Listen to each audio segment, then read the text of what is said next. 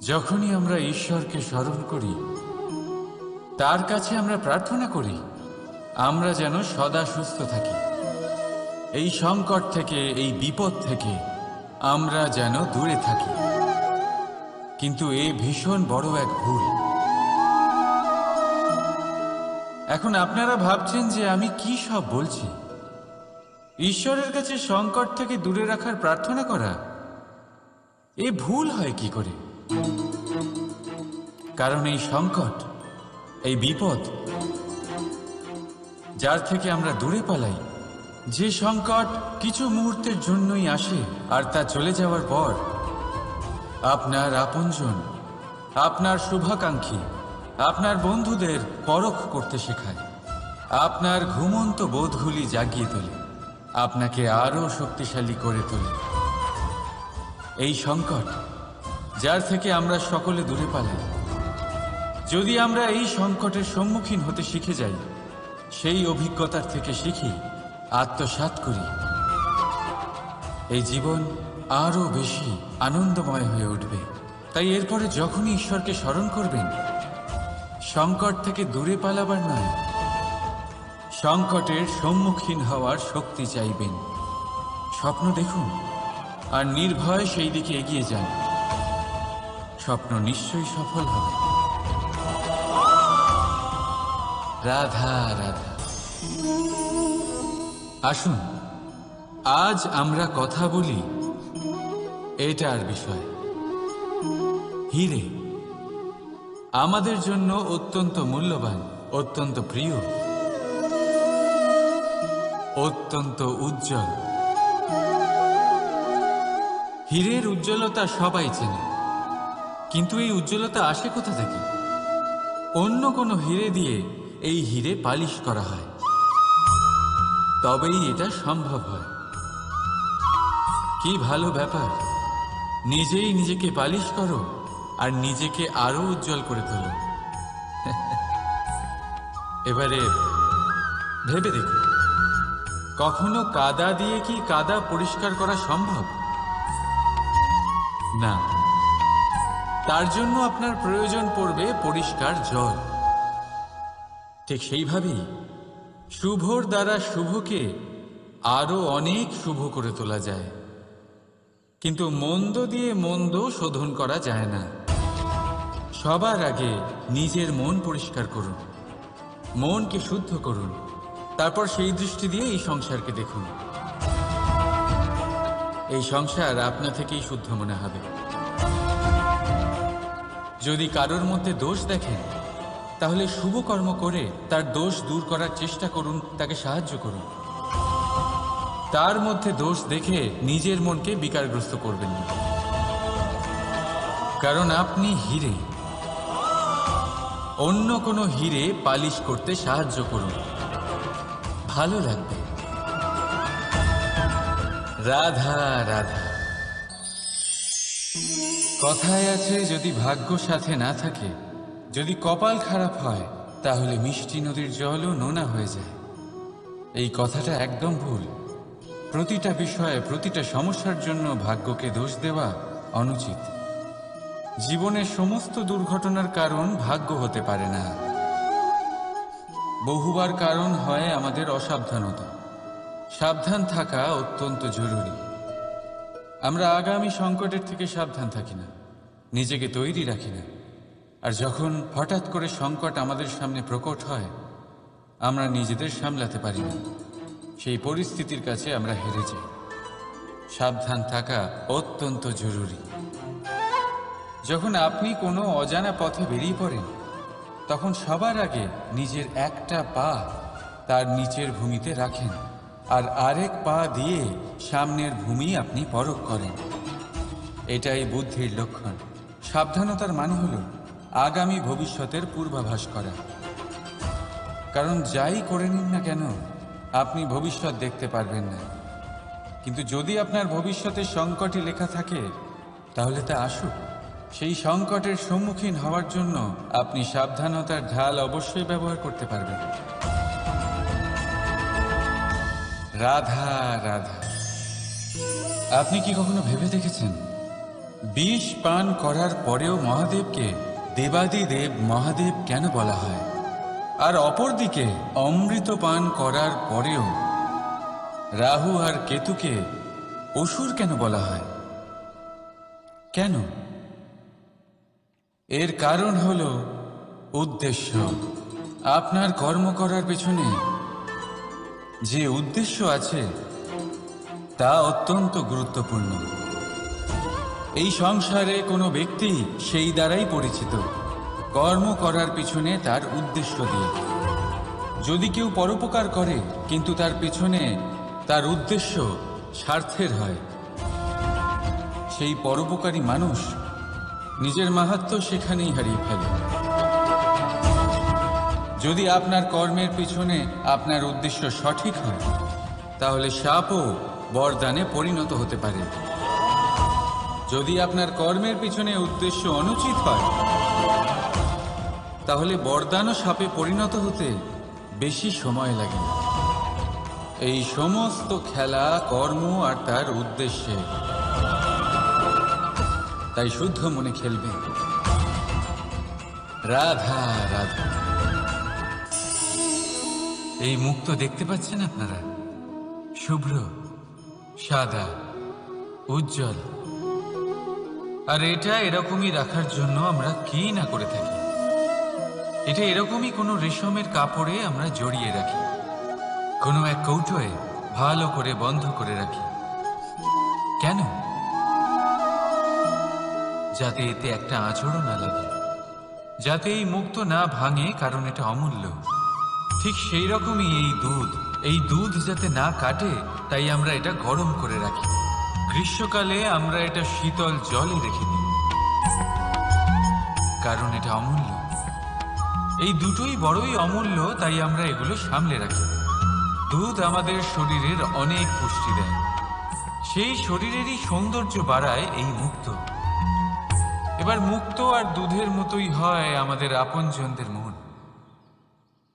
এটাও আমাদের সামনে রাখা উচিত, এটার রক্ষাও আমাদের করা উচিত। মিষ্টি কথা, স্নেহ আর ভালো ব্যবহারের দ্বারা এগুলি সামনে রাখুন। কারণ যেভাবে একবার দুধ কেটে গেলে তাকে আর কোনোভাবেই ঠিক করা যায় না, আর একবার যদি মুক্ত ভেঙে যায়, যাই করুন না কেন তাকে আর জোড়া দেওয়া যায় না। ঠিক সেইভাবেই একবার যদি মনে ফাটল ধরে যায়, তাকে আগের অবস্থায় ফিরিয়ে নিয়ে যাওয়া অত্যন্ত কঠিন হয়ে দাঁড়ায়। মনের মতামতে ভেদাভেদ হতেই পারে, কিন্তু মনের ভেদাভেদ হওয়া উচিত নয়। সেই জন্য একে অপরের মনকে সামলে রাখো, কারণ তা অত্যন্ত অমূল্য। রাধা রাধা। রাধা আমাকে বহুবার জিজ্ঞেস করে, এই মোহ আর প্রেমের মধ্যে পার্থক্য কি? দাদাও তা বুঝতে পারেন না। আপনার মনেও নিশ্চয়ই এই প্রশ্ন আসে যে তফাৎটা কোথায় এই মোহ আর এই প্রেমের মধ্যে। আসুন, খুব সহজেই আমি আপনাকে এটা বুঝিয়ে দিচ্ছি। একদিকে আপনি ভেবে দেখুন, একটা মাছ যে জলে থাকে সেখানেই বাস করে। যদি গ্রীষ্মকালে সেই জল শুকিয়ে আসে, সে তা ছেড়ে যায় না, সেখানেই থাকে সে। গরমে জল শুকিয়ে যাওয়ার কারণে সে সেখানে কষ্ট পেয়ে নিজের প্রাণ ত্যাগ করলেও সেই স্থান ত্যাগ করে না। অন্যদিকে আছে এক ভ্রমর, যে একটা ফুলের আশেপাশে শুধু ততক্ষণই ঘোরাঘুরি করে যতক্ষণ সেই ফুলে সে রস পায়। সেই রস শেষ, সেখানে সেই ভ্রমরও আর থাকে না। তাহলে যেই তফাৎ এক ভ্রমর আর মাছের মধ্যে আছে, সেই তফাতই আছে মোহ আর প্রেমের মধ্যে। যা কোনো কামনা ছাড়া, কোনো লোভ ছাড়া করা হয় তা হলো প্রেম। আর যা কিছু পাওয়ার উদ্দেশ্য নিয়ে করা হয় তা হলো মোহ। তাহলে ত্যাগ করে দিন এই মোহকে, আর আমার সাথে ভালোবেসে বলুন, রাধা রাধা।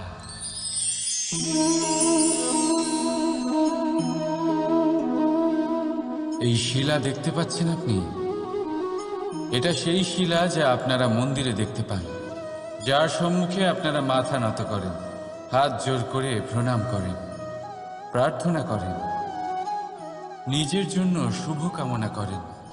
এবারে ভাবুন, এই শিলা কি দিয়ে তৈরি?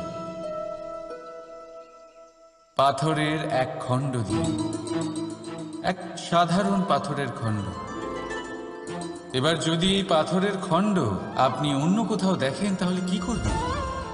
পদাঘাত করবেন। সেই পাথরের আপনার কাছে কোনো মাহাত্ম্য নেই। এখন এইটাই মানুষের সাথেও হয়ে থাকে। আপনি হয় সংসারে সম্মান পাবেন, নয় পদাঘাত পাবেন, সেই সিদ্ধান্ত আপনার। যদি আপনি নিজের মধ্যে শুভ ভাবনা রাখেন, শুভ কর্ম করেন, বিপদের সংকটের সম্মুখীন হন, নিজেকে আরো শক্তিশালী করে তোলেন, সর্বদা সত্যের পথে চলেন, তাহলে দেখবেন আপনি সম্মান অবশ্যই পাবেন। নয়তো পদাঘাতের বিকল্প তো আপনার কাছে আছেই, তাই তো? রাধা রাধা। আজ বড়ই কঠিন পরিস্থিতিতে ফেসে গেছি আমি। কখন থেকে এই দুধ মন্থন করেই যাচ্ছি, কিন্তু মাখন কিছুতেই তৈরি হচ্ছে না। হলো?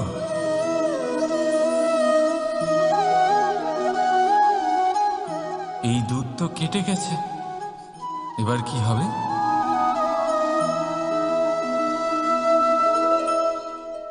আপনারা নিশ্চয়ই ভাবছেন কি সব অসম্ভব কাজ করার চেষ্টা করি আমি সব সময়। দেখুন, দুধ কেটে গেছে মানে তা দিয়ে আর মাখন হবে না। ঠিক, খুব ভালো কথা যে আপনারা এটা জানেন। এটাও জেনে নিন যে আমাদের সম্পর্ক ঠিক এরকমই হয়। যদি সম্পর্কে তিক্ততা চলে আসে, তাহলে যতই চেষ্টা করুন না কেন, কোনো লাভ হবে না। যদি আপনি আপনার সম্পর্কে সুখের মিষ্টি মাখন খেতে চান, তাহলে মন রূপী দুধকে কাটতে দেবেন না। রাধা রাধা। এই বৃক্ষ দেখতে পাচ্ছেন আপনি, একদম অটল, সারা দিন কঠোর রোদে দাঁড়িয়ে থাকে, নিচে যে বসবে তাকে ছায়া দিতে। এবার যত সময় বয়ে চলে, ততই এই বৃক্ষের প্রতিটা শাখায় পাতার সাথে সাথে ফুলও ফুটতে শুরু করে, যে ফুল পরে ফলে পরিণত হয়। এবার সময়ের সাথে সাথে যখন ঋতু বদলায়, তখন এই ফল পাড়া হয়, আর কিছু ফল ঝরে যায়। পাতা ঝরার ঋতুতে পাতারাও এই গাছের সঙ্গ ছেড়ে দেয়, কিন্তু এই বৃক্ষ নিজের জায়গাতে অটল থাকে, না ফল আসার উৎসব করে, আর না পাতা ঝরে যাওয়ায় শোক পালন করে। আর সেই জন্যই আমরা বৃক্ষকে পুজো করি, কারণ এই বৃক্ষ নিজের স্থানে অটল থাকে। সেইভাবেই সুখ আর দুঃখ আমাদের জীবনের অভিন্ন অঙ্গ। সুখ আর দুঃখ সর্বদাই থাকবে। সেই জন্য কখনো জীবনে সুখ এলে অহংকারে ভরে উঠবেন না, আর না কখনো দুঃখ এলেই শোক পালন করবেন। কারণ সুখ আর দুঃখ সময়রূপী, জীবনরূপী বৃক্ষের ফল। এইগুলো আসবে আবার যাবেও, কিন্তু সুখে আর দুঃখে যে ব্যক্তি অটুট থাকবে, সেই পূজনীয় হবে। রাধা রাধা। কোকিল আর কাক, এই দুই পাখি অনেকটাই সমান, দেখতে একই রকম, রূপেও তারা সমান, রঙও বেশিরভাগ সময় একই হয়। হয়তো কখনো কখনো আপনি এটাও দেখেছেন যে কোকিল কাকের বাসায় থাকে। দূর থেকে যদি আপনি এই দুই পাখি দেখেন, তাহলে এদের পার্থক্য বোঝা অত্যন্ত কঠিন। এদের পার্থক্য আপনি তখন বুঝতে পারবেন যখন বর্ষার ঋতু আসবে, যখন এরা গলার স্বর বার করবে। একদিকে কাকের কর্কশ ধ্বনি, যা মনকে ক্ষুণ্ণ করে দেয়। অন্যদিকে কোকিলের মধুর কণ্ঠ মনের সব চিন্তা দূর করে দেয়। দেখুন, এই দুই পাখি একই রকম, তফাৎ শুধু গলার স্বরের, আর এই তফাৎ অনেকটা। আশা করি আপনারা বুঝতে পেরেছেন। কথার এই গুণ অত্যন্ত গুরুত্বপূর্ণ হয়। যদি আপনার কথা মধুর হয়, তাহলে তা সকলের কাছে আপনাকে প্রিয় করে তুলবে। আর যদি আপনার কথা কটু হয়, তাহলে খুব সহজেই আপনাকে সবাই তার শত্রু মনে করে নিতে পারে। কথা আপনার, সিদ্ধান্ত আপনারই। রাধা রাধা। মেহেন্দি নারীদের শৃঙ্গার। যার হাতে লেগে যায় তাকে নিজের রঙে রাঙিয়ে তোলে। আমাদের এখানে পরম্পরা আছে যে বিবাহতে অন্য অনেক অনুষ্ঠানে এই মেহেন্দি এমনই এক পাত্রে রাখা হয়, তারপর মহিলাদের মধ্যে ভাগ করা হয়। কিন্তু আপনি কি জানেন যে এই মেহেন্দির রং সবচেয়ে বেশি কার হাতে লাগে? এই মেহেন্দির রং সবচেয়ে বেশি তার হাতেই লাগে যিনি এই মেহেন্দি সবার মধ্যে বিতরণ করেন। প্রেম, প্রসন্নতা, আনন্দ, এইগুলো মেহেন্দির মতোই হয়। যত অন্যদের মধ্যে বিতরণ করবেন, ততই নিজের উপরে লাগতে থাকবে। তাই যদি আপনি জীবনে প্রসন্নতা পেতে চান, তাহলে নিজের প্রসন্নতা আগে সবার মধ্যে বিতরণ করুন। যেমন সেই হাত যা মেহেন্দি বিতরণ করছিল। নিজের সুখ, নিজের বৈভব, নিজের প্রেম সবার মধ্যে বিতরণ করুন। দেখবেন আপনার জীবনে কখনোই এগুলো কম পড়বে না। রাধা রাধা। রাধার এই হার হঠাৎ করে ছিঁড়ে গেল, সমস্ত মুক্ত পড়ে গেল। রাধা আমাকে বলল যে এই হার তার খুব প্রিয়, এই মুক্ত অমূল্য, তার জন্য বিশেষ। যখন রাধার জন্য বিশেষ, তখন আমি শুরু করে দিলাম এই হার ঠিক করতে। প্রথমে অনেক সময় লাগলো এই মুক্ত খুঁজতে গিয়ে, আর তারপর আরো সময় লেগে যাচ্ছে এই হারে এই মুক্ত পড়াতে গিয়ে। ঠিক আছে, এবারে আপনারা নিশ্চয়ই ভাবছেন এর জায়গায় আমি নতুন কোনো হার কেন নিয়ে এলাম। কিন্তু না, কোনো নতুন হার আমার রাধার গলায় দেখে আমার এত আনন্দ হবে না, যতটা সেই হার দেখে হবে যা রাধার প্রিয়, যা আমার রাধার জন্য অমূল্য। এই রকমই হয় আমাদের বন্ধু, আমাদের অমূল্য বন্ধু। তাই কোনো বিষয়ে যদি পরিস্থিতি খারাপ হয়ে যায়, কথা কাটাকাটি হয়, কোনো কারণে মতভেদ তৈরি হয়, তখন তাদের থেকে দূরে সরে যাওয়া একেবারেই উচিত নয়। বরং চেষ্টা করুন তাদের আবার প্রেমের বন্ধনে বেঁধে নিতে, নিজের কাছে রাখতে। কারণ এই বন্ধন, এই অমূল্য বন্ধু, এদের মাহাত্ম্য জীবনে অনেকটাই আলাদা। তাই আসুন আর ভালোবেসে বলুন, রাধা রাধা। কখনো কখনো কেউ আমাদের ছোট বলে, আমাদের বিষয়ে নীচ মন্তব্য করে। আমাদের তা ভালো লাগে না, আমরা সেটা অপমান মনে করি, নিরাশ হয়ে যাই, অসুস্থ হয়ে পড়ি। কিন্তু এর কোনো প্রয়োজন নেই।